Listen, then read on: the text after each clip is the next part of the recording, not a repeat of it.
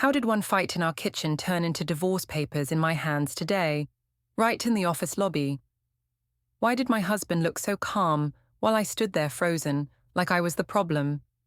What did he collect in silence while I was busy making him look like the villain? My name is Hephzibah Vale, and most people call me Zib because the full name feels like a dare. I was 33, and I worked as a marketing coordinator for a mid-sized company where everyone loved meetings more than results.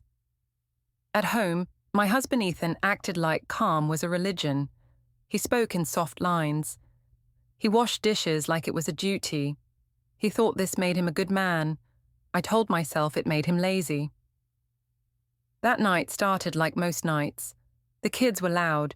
Maisie wanted a different bedtime story. Noah dropped his cup and stared at the spill like it was a science test. I cleaned it up and felt my chest tighten for no reason. I had been holding my breath all day, at work and in the car, and even in the elevator. I wanted relief. I wanted someone to see me. Ethan came into the kitchen and asked if I was okay. I said I was fine. He asked why I was so short. I said he was imagining things.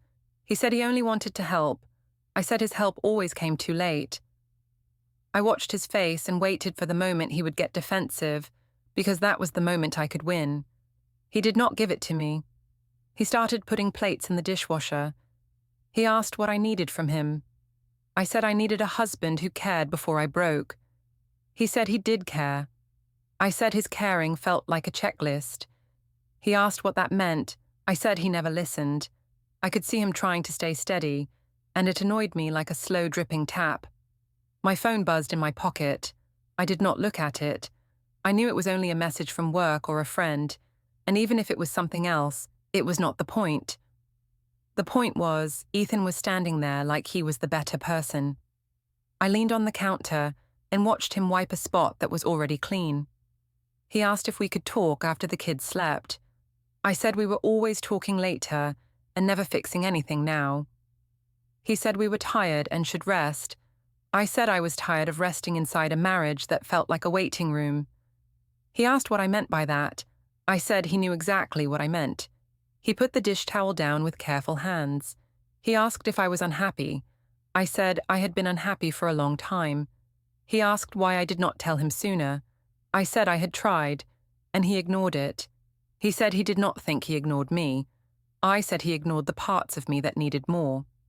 I did not say what more meant. I made it a fog, because fog is easy to walk in when you want to change direction. He asked if there was someone else. I laughed like the question was insulting. I said he was insecure and always looking for a villain. He said he was not calling me a villain. I said he was, because he wanted me to feel guilty so he could stay comfortable. His eyes changed then, but not into anger. It was more like the lights in a room turning off one by one. He asked me to be honest. I said honesty was what I was doing. I said I was finally saying the hard thing out loud. He asked what the hard thing was. I said our marriage was a huge mistake. I expected him to react. I expected him to raise his voice, or to beg, or to say something dramatic that would prove he cared. I told myself that if he did any of that, it would show he still wanted me, and that would make me feel safe. I did not admit that to myself in the moment. I told myself I was brave. I told myself I was only stating facts. Ethan did not shout. He did not step toward me. He looked at me like he was trying to read a sign from far away. He asked if I truly believed that. I said yes. He nodded once, slow, like the movement cost him something. He said he understood. That made my skin go hot. I asked how he could just accept it. He said he was listening. I said listening was not enough. He said he agreed. I said he was cold. He said he was trying to stay respectful. I said respect was easy for him, because he never felt things like I did. He asked why I spoke as if he was not a real person. I said he was twisting my words. Maisie padded into the kitchen in her socks. She rubbed her eyes and looked between us. She asked if we were mad. I said we were only talking. Ethan asked her if she needed water. She said no, and stared at my face like she was searching for a safe answer. I hated that moment, not because it was sad, but because it made me look bad. I did not want to look bad. I guided Maisie back to her room and told her everything was fine. She asked why Dad sounded tired. I said Dad was stressed from work. She asked if I was stressed too. I said moms are always stressed. She accepted that because kids accept the stories we give them. When I returned, Ethan was putting a lid on Noah's snack container, even though Noah was already asleep. Ethan asked if we could keep our voices low. I said I was not the one making things tense. He said he did not want the kids to hear. I said the kids already lived with the truth. I watched him pick up his phone from the counter. The screen lit up and showed a calendar notification. It was not a work meeting. It was a simple reminder, just a place name and a time. It looked like something boring, but my mind grabbed it like a sharp object. He swiped it away fast and set the phone face down. I told myself it meant nothing. I told myself he was probably meeting a friend. I told myself he was trying to make me jealous, because that idea felt better than the idea that he was planning something without me. He asked if I wanted tea. I said no. He asked if I wanted space. I said space was what he always chose. He said he would sleep in the guest bedroom tonight. I said he was punishing me. He said he was not punishing me. He was calming the house down. I said he always acted like the hero when I was the one doing the emotional work. He carried his pillow down the hall. He did it quietly, like he had practiced the motion. I stood in the kitchen and stared at the counter where I had said the line about the mistake. I wanted the air to bend back and put the words in my mouth again so I could say them with more force, more style, more control. Instead, the house went still. Later, I scrolled my phone in bed and told myself I deserved comfort. I told myself that if I reached outside my marriage for warmth, it was because Ethan left me cold for too long. I did not call it cheating in my head. I called it survival. I called it being honest about needs. I still think I was right, at least in the way that mattered to me. In the dark, I heard a door close softly at the end of the hall, and I imagined Ethan lying in the guest bed with his phone face down, the calendar reminder already cleared, like he was already moving forward without me. Monday felt like a stage. The office lights made everyone look awake, even when we were not. I walked in with my coffee and my smile, and I decided I would not be the sad wife from last night. I told myself the kitchen fight was only a reset. I told myself Ethan needed a lesson. I told myself I was doing him a favor by being honest. My desk sat near the middle of the open-plan floor, where people could see who came in late and who stayed late. Megan Pritchard leaned over the divider and asked if I was okay because I looked tired. I said I was fine, and I had just slept badly. She asked if Ethan kept me up with another serious talk. I laughed and said he loved talking more than living. Megan smiled like she'd been given a snack. I opened my laptop and saw my calendar packed with tasks, but my mind stayed on Ethan's calm face. I hated how calm he was. It made my anger feel messy. It made me look like the unreasonable one, and I did not like that role. At 10, my phone buzzed with a message from Brielle Shaw. She asked if I wanted drinks later because I needed a night. I said yes, and I added a laughing emoji because I wanted it to look light. I wanted everything to look light. Around noon, Caleb Rios appeared near the sales area with his badge clipped to his belt. He always walked like he had somewhere important to be, but he still found time to stop by my desk. He asked how my morning was going. I said it was busy and I was drowning. He said I never looked like I was drowning.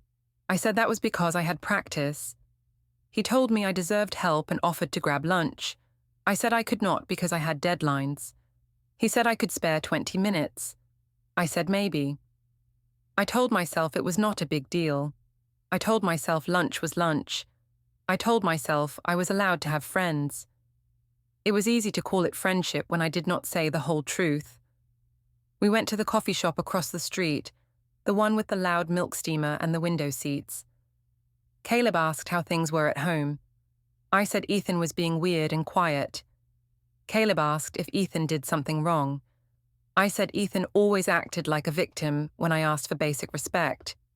Caleb said I did not seem respected. I said I was not. Caleb said he hated hearing that.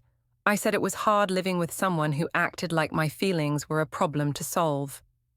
He asked what I meant. I said Ethan wanted schedules and calm talks and processing, while I wanted passion and proof. Caleb nodded like he understood. He said Ethan sounded cold. I said Ethan was cold. Caleb asked if I ever thought about leaving. I said sometimes, but I had kids and I was not selfish. I made sure to say the word kids, because it made me sound good. Caleb touched my hand for a second when he passed me a napkin, and I did not pull away. I told myself it was only comfort. I told myself I deserved comfort. When I went back to the office, Megan asked where I had been. I said I had a quick meeting and grabbed a coffee. She looked at the cup and then at my face and asked if it was a meeting with Caleb. I said she was being silly.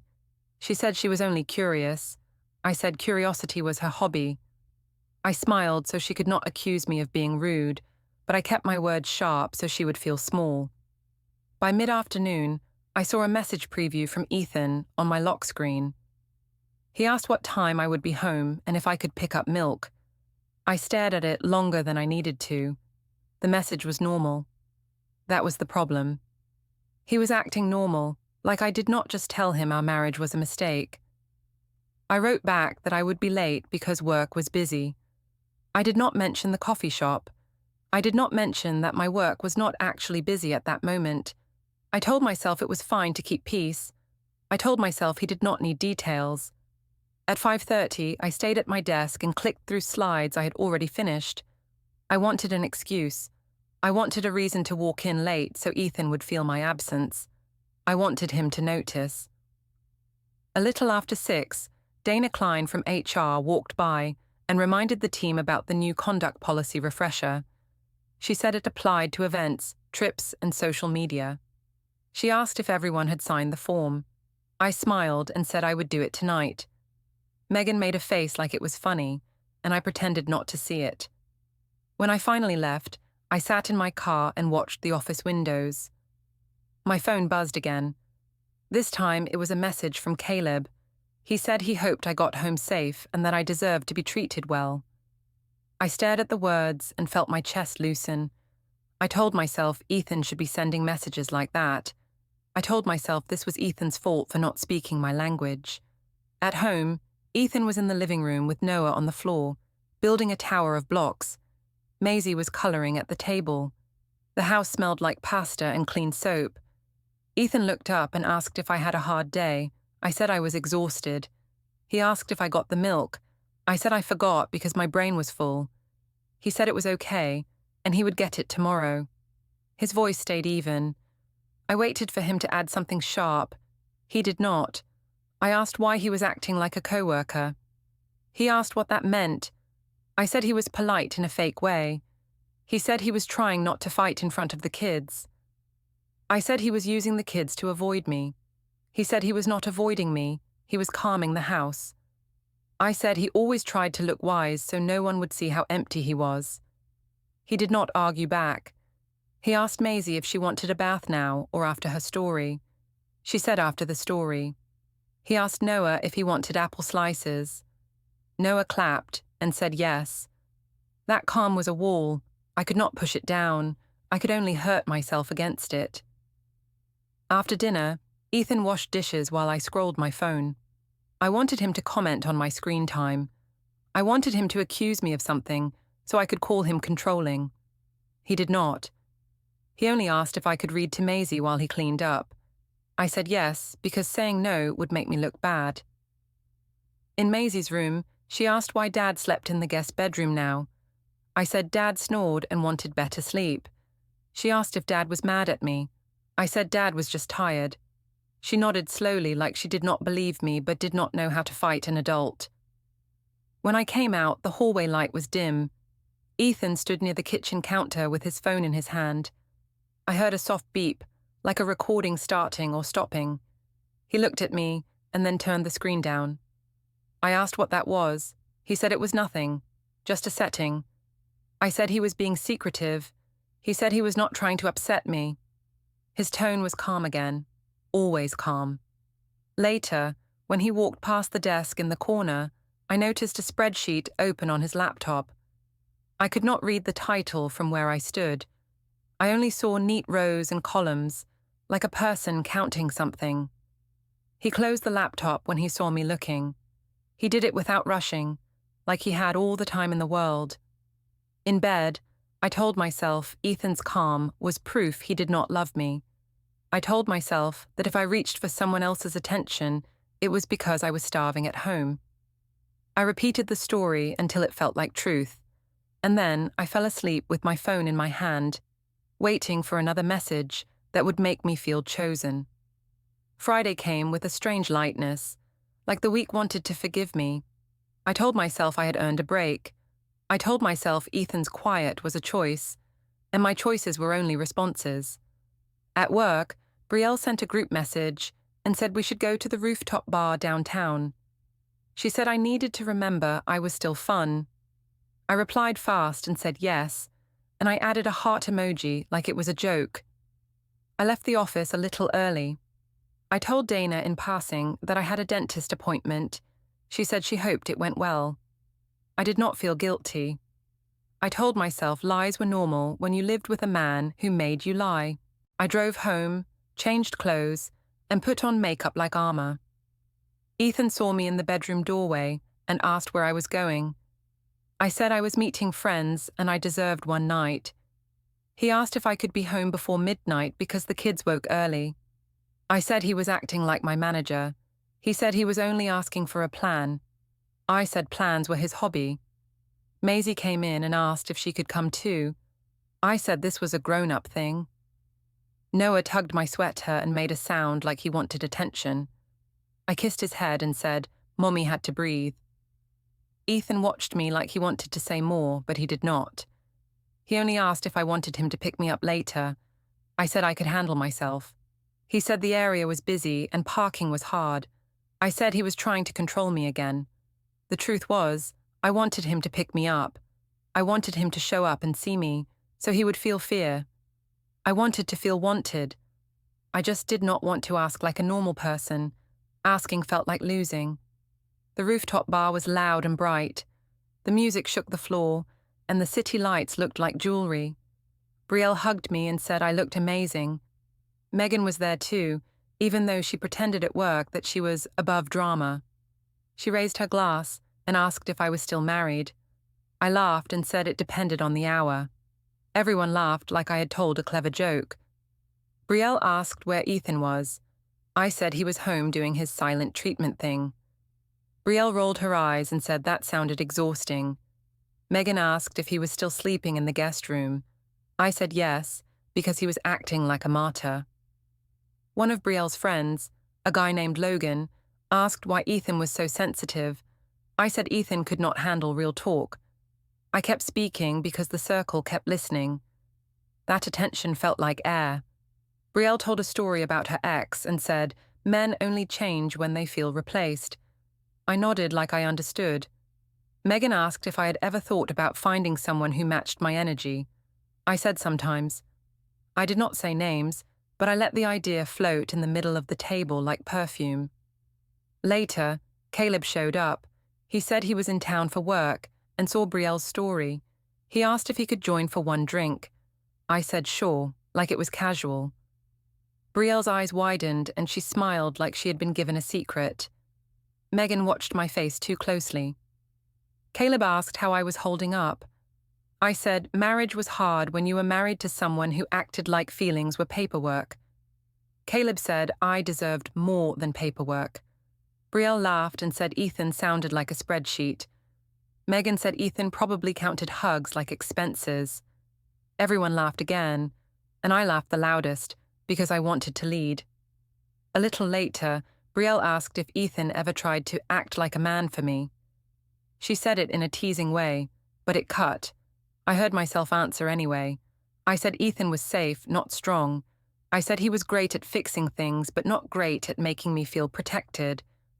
I said I felt alone, even when he was in the room. They nodded like I was giving a speech. I felt powerful, and I also felt empty, but I blamed Ethan for that too. I looked at my phone and saw a message from Ethan asking if I was okay and if I still wanted a ride. I did not reply right away. Brielle leaned over and asked who it was. I said it was Ethan checking in because he was paranoid. Brielle said I should make him sweat. Megan said I should post a photo so he knew I was fine without him. So I did. I posted a picture of the table and tagged the location. I did not tag Caleb, but his arm was in the frame, and I knew that. I told myself it was not my job to protect Ethan's feelings. Around 11, I finally replied to Ethan and said I needed a ride because the area felt unsafe. It was not unsafe. I just wanted him to come. I wanted a scene that I could control. I wanted proof that he still cared enough to show up. When Ethan arrived, he did not storm in. He did not glare at anyone. He walked up to the host stand and asked for me by name. The host pointed, and Ethan walked over like he was meeting me for lunch, not picking me up from a bar where his wife had been mocking him. Brielle saw him first and whispered something. Megan turned her head fast. Caleb straightened in his seat like he was ready to perform too. My stomach tightened, but I lifted my chin. Ethan asked if I was ready to go. I said yes, but I said it like he was interrupting. He looked at the table and nodded at everyone. Brielle said hi with a bright voice. Megan smiled like she was innocent. Caleb said he was happy to meet him.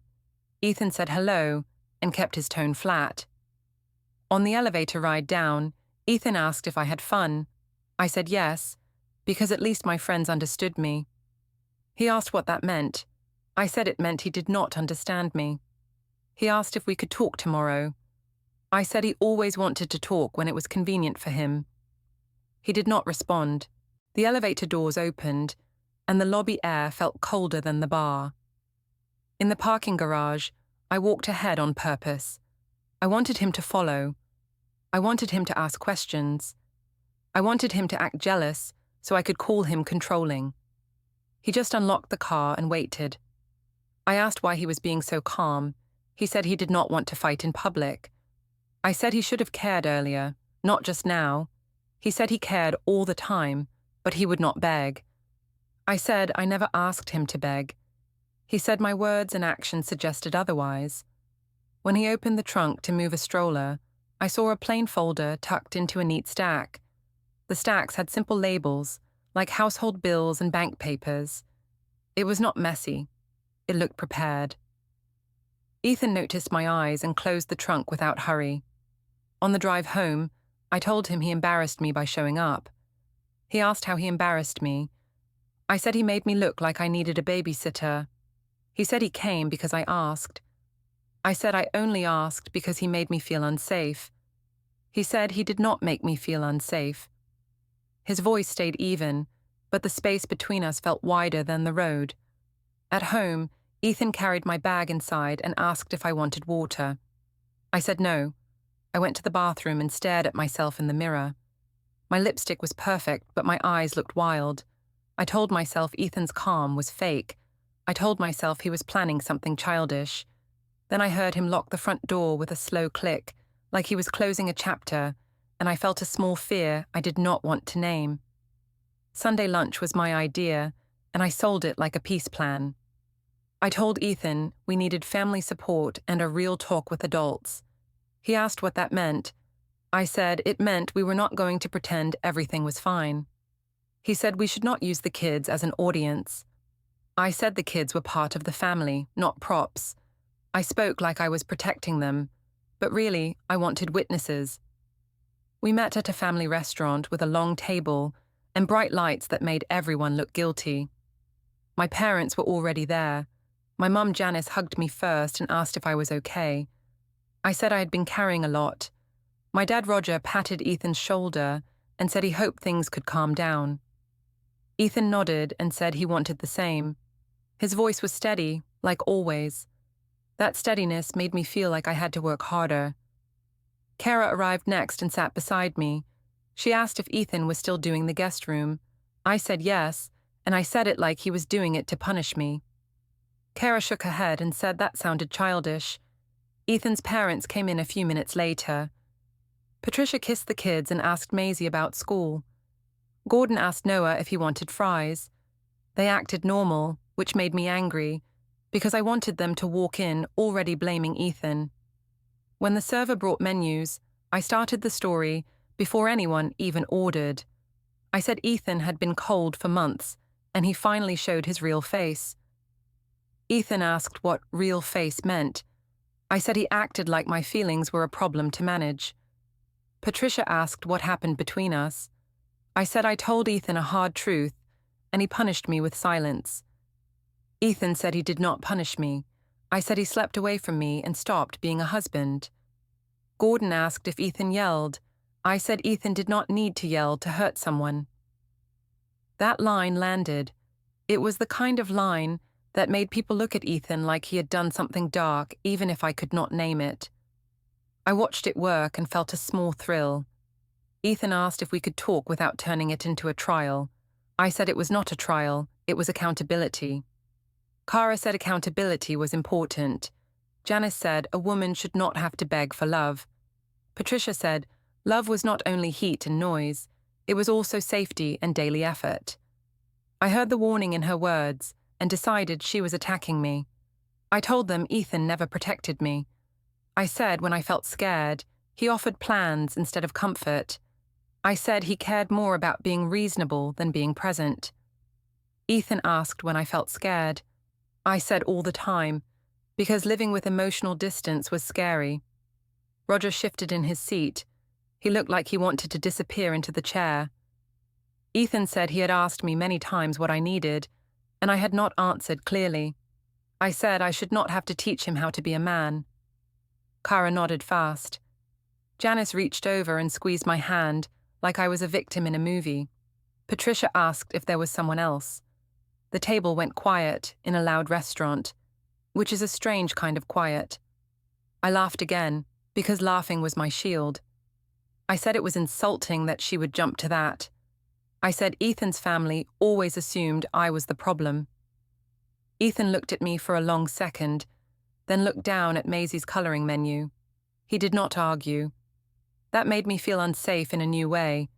He was not trying to convince anyone. He was letting me talk. Gordon asked Ethan what he wanted. Ethan said he wanted stability for the kids and respect in the home. I said respect was earned. I said I had carried the emotional weight for years. Ethan asked what emotional weight meant. I said it meant being married to someone who could not meet me. I watched Patricia's face tighten. I watched Janice's face harden. The sides were forming, and I felt like I was winning.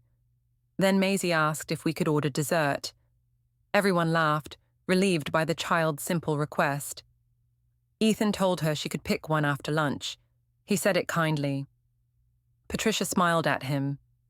That smile bothered me more than any argument. After we ate, Cara pulled out her phone and said she wanted a photo with the kids. She took it and said she might post it later because family matters. I knew what she was doing. She wanted content. She wanted a story. I wanted control of that story, so I let her. In the parking lot, Ethan walked the kids to the car. Patricia asked me quietly if I was okay. I said I was fine, and I said she should focus on her son's behavior. Patricia said she did not see bad behavior today. I said that was because Ethan performed well in public. Patricia said performance did not last this long. I said she was biased. She said she was concerned. I heard judgment anyway. On the way home, Ethan drove with both hands on the wheel. I asked why he let his mother accuse me. He said she asked a fair question. I said fair questions were not fair when they came from people who already decided I was wrong. He said no one decided that yet. I said they did. At home, he took the kids inside and started the bedtime routine without asking me. I asked why he was taking over. He said he was helping. I said he was trying to make me look useless. He said he was not trying to make me look like anything. He said the kids needed calm. Later that week, the school pickup line moved slowly. I sat in my car and watched other parents talk through open windows. Ethan's car was 2 spots ahead, which surprised me because I had told myself he was too busy to do pickups. He got out when the teacher waved him forward. He greeted the staff with a polite smile. He had Noah's small jacket draped over his arm like he remembered the details that I claimed he never remembered. When Maisie walked out, she ran to Ethan first. She hugged his leg, then looked over at me like she was checking if she was allowed. I smiled, but my smile felt stiff. Ethan lifted Noah into the car seat with slow care. He asked Maisie about her day. She said they learned a new song. He said he wanted to hear it later. She looked happy for a second, and that happiness made me jealous. In the car, Maisie asked why Dad had a new key on his ring. She said she saw it when he opened the classroom door for her. I asked what she meant.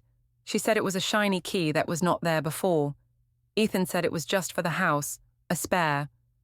I asked why he needed a spare if we lived there. He said it was practical. I heard the word practical and felt my stomach drop because practical was his language when he was preparing for something. I asked if he was planning to lock me out. He said he would never lock me out. He said he would not do anything unsafe or unfair. His voice stayed calm, but I noticed he did not say he would do nothing at all. That night, I walked past his desk and saw a locked drawer. I heard the small click when he closed it. I asked what he was hiding. He said he was organizing. I said organizing was another word for plotting. He asked why I thought of it that way. I said because he had changed. He said maybe I was just seeing him clearly. I went to bed and told myself he was trying to scare me. I told myself he wanted me to beg. I told myself I would not. Still, my mind kept returning to that new key, and the way Maisie hugged him first, and the way the adults at the restaurant had watched me talk like I was building a case without realizing someone else might be building one too. I tried to act normal after the pickup line, but normal felt like a costume that did not fit anymore. Ethan kept moving through the house like he had a map in his head. He woke the kids on time. He packed snacks. He cleaned without talking about it. He did not ask me for permission, and he did not ask me for forgiveness. That calm made me feel like I was losing ground, so I decided I would take it back. On Thursday evening, I told him we needed groceries. He asked what we needed. I said we needed everything because he never planned. He said he had a list on his phone. I said of course he did, because lists were his love language. He asked if I wanted to come. I said yes, because I wanted to see what he was doing with money now. I also wanted the kids to see me as the main parent, even if I had to perform it. We drove to the supermarket with Noah humming in the back seat and Maisie tapping her shoes together. Ethan asked if I wanted to play music. I said no, because I did not want comfort. I wanted tension. I wanted a reason to be angry that felt clean. Inside, the store smelled like oranges and bread. Ethan pushed the cart with Noah sitting in the child seat. Maisie walked beside him like a small assistant. I walked slightly behind them, watching the way strangers smiled at Ethan when he lifted Noah's dropped toy. It looked like a simple picture of family. It made my chest sting. Ethan picked up milk and checked the label like he always did. I said he was wasting time. He asked what brand I wanted. I said any, because I did not care about brands. I cared about respect. He said he was trying to do it right. I said doing it right was not the same as doing it with heart. At the cereal aisle, I grabbed a pricey box because it looked fun. Ethan looked at it and asked if we should choose the store brand, since the kids ate it fast. I heard the word since, and it sounded like judgment. I said he was turning into a controlling man. He said he was thinking about the budget. I said we had never had to talk like that before. He said things had changed. I asked what he meant. He said we were in a tense season and needed to be careful. Careful. Another practical word. Another wall. At the checkout, Ethan separated items. He put kid food, diapers, and soap on one side. He put my cereal and a few extra snacks on the other side. The cashier scanned everything with a bored face. Ethan paid for the kid items with one card. Then he paused, like he was waiting. I asked what he was doing. He said he thought I might want to pay for my extras if I really wanted them. His voice stayed calm. I felt heat rise in my face. The cashier looked up for half a second, then looked back down. Maisie watched me like she was holding her breath. I said Ethan was embarrassing me on purpose. He said he was not trying to embarrass me. He was trying to keep things clear. I said clear was just another word for cold. He said he did not want confusion anymore. I asked if he was calling me confused. He said he was calling the situation confusing. That was his trick. He could make it sound neutral, and it still made me the problem. In the car, I told him he was being petty and punishing the kids. He asked how he was punishing the kids when he paid for everything they needed. I said kids needed more than basics. They needed a happy mum. He said he wanted me to be happy, but he could not buy happiness with silence and pretending. I said he was twisting it again. He asked me to stop making the conversation into a fight. I said it would not be a fight if he would just admit he had failed me. At home, Ethan carried the bags in first. He put away the kid items without asking. He set my cereal on the counter like it was a separate category. The separation felt loud even though he did not speak. The kids went to the living room. Maisie asked if we could watch a movie. Ethan said yes, after pajamas. Noah clapped and ran in small circles. Ethan smiled at them, and the smile looked real. I hated that too, because it made it harder to keep calling him the villain. After bedtime, I stood in the hallway and waited for him to come near me, to touch my shoulder, to ask me to talk, to try. He walked past me toward the guest bedroom instead. I followed him like I was not following. He opened the door and reached for the lamp. I asked if he planned to live in there forever. He asked what I wanted from him tonight. I said I wanted my husband back, and I said it like an accusation. He said he was still here, but he could not keep acting like everything was normal. I said he was the one making it not normal. He said my words in the kitchen had changed something in him. I said he was being dramatic. He said he was being honest. That word again, honest. I used it like a weapon, and now he was holding it too. I walked into the room without being invited. The guest bed was made tight, like a hotel. On the nightstand, there was a small sticky note that said, "Bring forms." I pretended I did not see it. I focused on the fact that he had a separate mug in there, like he had his own small world. I said he was acting single. He said he was acting careful. I asked if he was talking to other women. He said no. I asked if he was recording me. He said he did not want drama, and he wanted the truth to stay clear. I said that sounded like a threat. He said it was not a threat. He said it was a boundary. I told him he was doing this to control me. He asked how boundaries were control. I said because I could not breathe around him anymore. He said he felt the same. I said he did not get to copy my feelings. He said feelings were not property. I stepped closer and lowered my voice, the way I did when I wanted a confession. I said he was scared I would leave because he knew he was not enough. He looked at me for a long time, and I expected him to argue, but he did not. He asked if I even heard myself. I said I heard myself clearly. I said respect follows results, and I had results. I said he had routine, not results. He exhaled slowly, like he was letting something go. I heard a faint hum from down the hall, like the shredder turning on and then stopping. I froze for a second. He did not react. He only looked at his phone, then set it down face down. I pushed again. I said he was trying to scare me into staying. He said he was not trying to scare me. He said he was trying to do the right thing in the right way. I asked what the right thing was. He said the right thing was handling this properly. He did not raise his voice when he said it. That was what made it feel heavy. I walked into the office today like I still owned the story. I wore a blazer that made me look serious, like I was a person who handled problems, not created them. Megan waved at me from her desk and asked if I was okay after the weird week. I said I was great and I was just focused. I kept my voice bright so people would copy it. By 10, I had 3 tabs open and 0 real work done. My phone kept lighting up with messages from Brielle asking if I had posted anything official. Cara sent a short note and said I should not let Ethan paint me as unstable.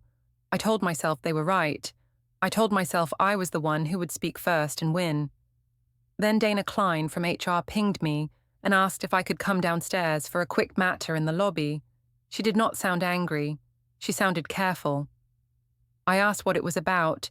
She said it was related to me and she needed me present. I felt a cold line run through my stomach. I walked to the elevator and fixed my face in the metal reflection. I told myself Ethan was trying to scare me. I told myself I would stay calm and make him look dramatic. I even practiced a look that said I was strong and tired of being mistreated. When the elevator doors opened, I saw Ethan near the front entrance, standing straight with his hands at his sides. He was not pacing, he was not sweating. He looked like he had slept well. Next to him stood a professional-looking person holding a thin packet. A security guard was also close by, not aggressive, just watching like this was routine. I realized, too late, that this was routine for them. Dana greeted me and asked if I was Hephzibah Vale. I said yes. The professional person asked me to confirm my name again. I did. Ethan did not speak to me first. He only nodded once, the way he nodded at strangers in elevators. The professional person handed me the packet and said I had been served. The words sounded clean and final. I looked down and saw my name printed in a way that made it feel like I belonged to the paper, not the other way around. My hands went numb. I asked Ethan what he thought he was doing. He said he was doing this properly. I said he was trying to ruin my job. Dana asked me to lower my voice because we were in a public lobby. I looked around and noticed people pretending not to look. I noticed the camera bubble in the ceiling. I noticed Megan had followed at a distance and was standing near the elevator bank with her mouth slightly open. I told Dana that Ethan was harassing me. Ethan said he was not harassing me and this was lawful service. The security guard stayed still. Dana asked if we could move into a small HR room for privacy. I said yes, because I did not want the lobby hearing my voice shake. Inside the HR room, Dana asked if I needed water. I said no. I opened the packet and flipped pages too fast, like speed could change the meaning. I saw the words about divorce and temporary orders. I saw dates. I saw a schedule that started today. I saw language about the home, about spending, about contact, about not removing the children from a set routine without agreement. The paper did not insult me. That was the worst part. It did not need to. I asked Ethan if he really wanted to do this to the kids. He said the plan was for the kids, not against them. He said the orders were to keep things stable. I said he was acting like a saint. He said he was acting like a parent. I tried to pull the room back into my version of events. I told Dana that Ethan had been cold and distant and that I had been lonely. Dana said she could not discuss my marriage and her role was only workplace process and safety. I told Ethan he was making me look like a bad person on purpose. He said I had made many choices in public already. I asked what he meant by that. Ethan said he had kept records. He did not pull anything out. He did not show photos or messages in front of HR. He only named categories in a calm voice, like he was reading labels on boxes. He said there were timelines, spending notes, and copies of public posts. He said there were check-in messages I ignored and late arrivals that did not match my stories. He said there were witnesses to the way I spoke about him. He said he had asked for help the right way. I felt my face burn. I wanted to say he forced me. I wanted to say I only did what I did because he failed me first. The words sounded weak in my head, like excuses I had already used too many times. Dana asked if I felt safe today. I said yes, because if I said no, I would sound unstable. Ethan said he would communicate through proper channels and only about the kids and logistics. He said there was a temporary schedule and he would follow it exactly. He said the children were with his mother right now and they were fine. That detail hit me like a slap, because it meant he had planned the morning, down to the hour. I asked him if he even felt anything. He said he felt enough to stop letting me control the story. He said he was not going to argue in lobbies or kitchens anymore. He said he would not be humiliated again. He nodded to Dana, then turned and walked out like he had finished a task. I stayed in the HR room holding the papers, listening to the quiet hum of the building, and realizing the calm I mocked had finally become a result I could not talk my way around.